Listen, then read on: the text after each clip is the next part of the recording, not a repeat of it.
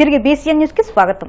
తిరుపతి జిల్లా గూడూరు మండలం పాలిచెల గ్రామంలోని శ్రీ భీమలింగేశ్వర శివాలయంలో శ్రీ మహాగణపతి నందీశ్వర ధ్వజస్తంభ ప్రథమ వార్షికోత్సవ వేడుకలు ఘనంగా నిర్వహించారు. గోపూజ, మహాగణపతి పూజ, హోమం, కలశ స్థాపన, అభిషేకాలు వైభవంగా జరిగాయి. భక్తులు అధిక సంఖ్యలో హాజరై పూజా కార్యక్రమంలో పాల్గొని అన్నప్రసాదాలు స్వీకరించారు.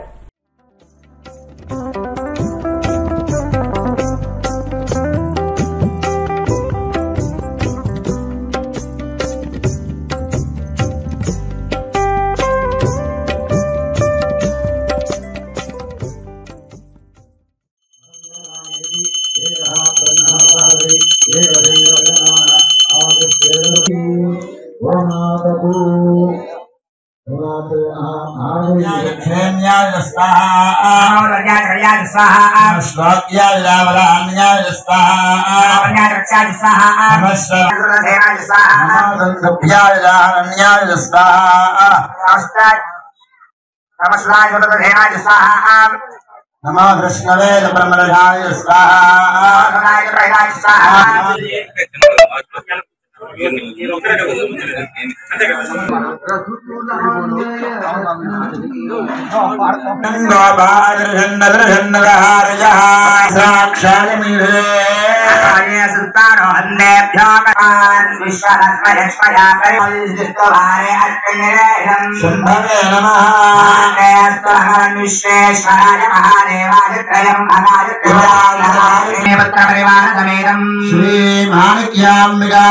శ్రీ భీమలింగ ఆవాహన చేయడం జరుగుతుంది. అందరూ కూడా శ్రీమాత్రే నమః అనుకుంటూ ఉండండి.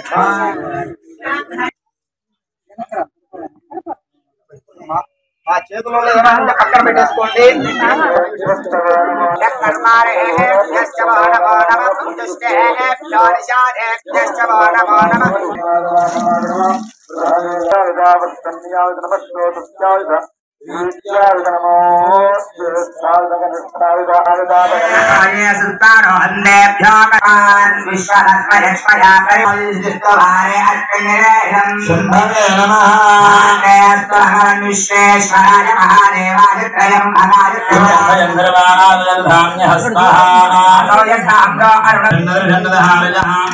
ఉదయనం కృష్ణోదాన కృష్ణమయాదన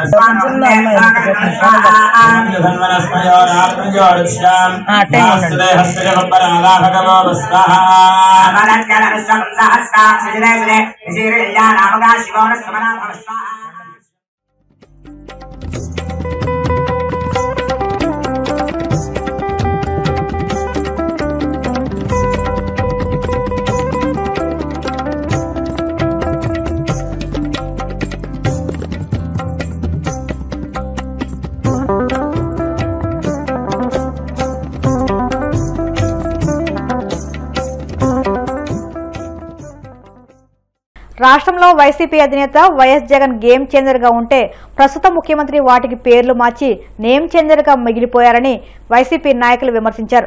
కడప నగరంలోని వైసీపీ కార్యాలయంలో గేమ్ చేంజర్, నేమ్ చేంజర్ పోస్టర్లను వారు ఇతర పార్టీ ప్రతినిధులతో కలిసి ఆవిష్కరించారు. ఈ సందర్భంగా వారు మాట్లాడుతూ జగన్మోహన్ రెడ్డి తన హయాంలో రాజకీయ వ్యవస్థలో సంచలనం సృష్టించిన పథకాలు తీసుకొస్తే ఆ పథకాలను ఆపేస్తే తన రాజకీయ మనుగడకి ప్రమాదమని గుర్తించిన చంద్రబాబు నేమ్ చేంజర్ గా మారిపోయారన్నారు. ఆంధ్రప్రదేశ్ చరిత్రలో రాష్ట్రంలోనే కాకుండా దేశంలోనే సంక్షేమ పథకాలను అందించిన వాళ్ళల్లో టార్చ్ బ్యారర్గా నిలిచినటువంటి జగన్మోహన్ రెడ్డి గారు అనడంలో ఎటువంటి సందేహం లేదు. జగన్మోహన్ రెడ్డి గారు ప్రవేశపెట్టిన పథకాలన్నీ పేద ప్రజల్లో అస్తిత్వాన్ని తీసుకొచ్చాయి. అందులో ఎటువంటి అతిశయోక్తి లేదు. ఆ రోజు జగన్మోహన్ రెడ్డి గారు ప్రవేశపెట్టిన నవరత్నాలు, ఆరోగ్యశ్రీ, అమ్మఒడి అనేక పథకాలు ఎంతగా ఉపయోగపడాయి రాష్ట్రానికి అనేవి ప్రతి ఒక్కరికి తెలుసు. అప్పుడు ఈ చంద్రబాబు నాయుడు గారు అండ్ కో ఏమన్నారండి? రాష్ట్రం శ్రీలంక అయిపోయిందా? రాష్ట్రం అప్పుల ఊబిలో కూరుకుపోయిందా? ఖజానా ఖాళీ అయిపోయిందా? ఒకసారి మీరు గమనించుకోవాలి. ఆ పథకాలన్నీ ఏవైతే జగన్మోహన్ రెడ్డి గారు ఇచ్చినారో నేడు ఈ కూటమి ప్రభుత్వం అధికారంలోకి వచ్చినాక జస్ట్ పేర్లు మార్చి ఇప్పుడు మనం కొన్ని తీసుకుంటే మీకు చూపించాం పోస్టర్లోనే. మీరు చూసినట్టయితే మన ప్రభుత్వంలో రైతు భరోసా కేంద్రాలను ఈ కూటమి ప్రభుత్వం ఇప్పుడు రైతు సేవా కేంద్రాలుగా మార్చింది. అదే మనము జగనన్న అమ్మఒడి అని ప్రతి ఒక్క పేద విద్యార్థికి ప్రతి సంవత్సరం డబ్బులు ఇవ్వడం జరిగింది. ఆ అమ్మఒడిని వీళ్ళు తల్లికి వందనంగా మార్చింది. ఇట ప్రతి ఒక్క పథకానికి జగనన్న ఇచ్చిన ప్రతి ఒక్క పథకానికి చంద్రబాబు నాయుడు గారి కూటమి ప్రభుత్వం పేర్లు మార్చి మేమే కొత్తగా పథకాలని ప్రవేశపెట్టినాము, మేమే ప్రజల్ని ఉద్ధరిస్తానము అని కపట నాటకాలు ముఖ్యంగా కూటమి ప్రభుత్వానికి చెప్తున్నాను. మీరు పథకాల పేర్లు మార్చొచ్చేమో కానీ ఆ పథకాల ఆత్మ మాత్రం జగనన్ననే. ఇది ఖచ్చితంగా గుర్తుపెట్టుకోవాలి. పేరు మార్చడం అంటే ప్రజల జ్ఞాపకాలని మార్చలేక మీరు భయపడుతున్నారు. ప్రజల హృదయాలలో కానీ ప్రతి ఒక్క కుటుంబంలో కానీ జగనన్న ఒక ఫ్యామిలీ మెంబర్గా, ఒక కుటుంబ సభ్యుడిగా చిరస్థాయిగా నిలిచిపోయారు. ఈ వ్యవస్థలో కానీ లేదా మరేదైనటువంటి ఒక సిస్టంలో గొప్ప సంస్కరణలు తీసుకొచ్చినప్పుడు ఆ సంస్కరణలు పేదలకు సరిగా అందినప్పుడు దానివల్ల లబ్ధి పొందినటువంటి పేద మధ్యతరగతి కుటుంబాల వాళ్ళు వాటిని హర్షించడమే కాకుండా కలకాలం గుర్తు పెట్టుకుంటారు. వాటిని తరతరాలుగా తరలింపజేయడం కానీ వాటికి పాపులారిటీ క్రియేట్ చేయడం కానీ చేయడం పరిపాటి. ఇలాంటి సంస్కరణలు కూడా చూసుకుంటే గతంలో మన దివంగత నేత శ్రీ ప్రీతమ నాయకుడు శ్రీ డాక్టర్ వైఎస్ రాజశేఖర రెడ్డి గారు మొదలు పెట్టుకొని ఆరోగ్యశ్రీ పథకం కానీ, ఉచిత విద్యుత్ కానీ, జలయజ్ఞం కానీ, అదేవిధంగా పావలా వడ్డీ రుణాలు కానీ, రాజీవ్ వసతి గృహాలు కానీ ఇలాంటివి ఎన్నో పాపులర్ అయినటువంటి పథకాలను ఇప్పటికీ జనాలు గుర్తుపెట్టుకొని ఉన్నారన్నమాట. దాని తర్వాత అదేవిధంగా తన అడుగుజాడలో నడిచినటువంటి జగన్మోహన్ రెడ్డి గారు అంతకు మించి దానికి సంబంధించినటువంటి సంక్షేమ పథకాలు ప్రజలకు పేద మధ్యపతి అందాలని చెప్పి ఉద్దేశంతో ఆరోగ్యశ్రీని కంటిన్యూ చేయడం జరిగింది. అమ్మఒడి అనేటువంటి పథకం ద్వారా స్కూల్ పిల్లలకి అందరికీ వాళ్ళు కంటిన్యూ చేసే విధంగా ఎంకరేజ్ చేయడం జరిగింది. దాని తర్వాత నెక్స్ట్ కూడా చూసుకుంటే రైతు భరోసా కేంద్రాలు కానీ, తర్వాత రైతు భరోసా కానీ, ఆటో వాహన మిత్రాన్ని కానీ ఇలాంటి పేరు పొందినటువంటి పథకాలు, అదేవిధంగా రైతు భరోసా కేంద్రాలు, దాని తర్వాత సచివాలయాలు, ఇలాంటివి ఎన్నో సంస్కరణలు. అంటే ఇవన్నీ చెప్పుకోవడానికి ఏంటంటే ఏదో మనం చెప్పుకోవడానికి జనాలు వీటిని మర్చిపోలేనంత విధంగా ప్రజల్లోకి ఆ విధంగా పాపులర్ కావడం జరిగింది. సో ఇట్లా పాపులర్ అయినటువంటి పథకాలు అనేటువంటిది జగన్ గారికే. విజయవాడ రూరల్ మండలం గొల్లపూడి వ్యవసాయ మార్కెట్ యార్డులో 1.50 కోట్లతో అంతర్గత రహదారుల అభివృద్ధికి శంకుస్థాపన జరిగింది. ఈ కార్యక్రమంలో Vijayawada MP Kesineni Chinni, Vijayawada central MLA Bonda Umamaheswararao, Mylavaram MLA Vasantha Krishnaprasad పాల్గొన్నారు. అనంతరం గొల్లపూడి మార్కెట్ యార్డులో ధాన్యం కొనుగోలు కేంద్రాన్ని ప్రారంభించి రైతులు విక్రయానికి తెచ్చిన ధాన్యాన్ని పరిశీలించారు. హైదరాబాద్లోని ఎన్టీఆర్ స్టేడియంలో భక్తి టీవీ ఆధ్వర్యంలో జరుగుతున్న కోటి దీపోత్సవ కార్యక్రమాన్ని వచ్చే ఏడాది నుంచి రాష్ట్ర పండుగగా అధికారిక ఉత్సవంగా నిర్వహిస్తామని తెలంగాణ ముఖ్యమంత్రి రేవంత్ రెడ్డి ప్రకటించారు. కార్తీక మాసం సందర్భంగా ఏర్పాటు చేసిన ఈ కార్యక్రమంలో ఆయన తన అర్ధాంగితో కలిసి పాల్గొన్నారు. ఈ సందర్భంగా రేవంత్ రెడ్డి మాట్లాడుతూ కోటి దీపోత్సవాన్ని జాతీయ పండుగ గుర్తించాలని కోరుతూ కేంద్ర ప్రభుత్వానికి లేఖ రాస్తానని తెలిపారు. కొన్ని రోజుల క్రితం ఇదే వేదికపై కేంద్ర మంత్రి గజేంద్ర సింగ్ షెకావత్ మాట్లాడుతూ రాష్ట్ర ప్రభుత్వం ప్రతిపాదనలు పంపిస్తే జాతీయ గుర్తింపు ఇచ్చేందుకు చర్యలు తీసుకుంటామని హామీ ఇచ్చారు. ఈ నేపథ్యంలో ముఖ్యమంత్రి ప్రకటనకు ప్రాధాన్యం సంతరించుకుంది.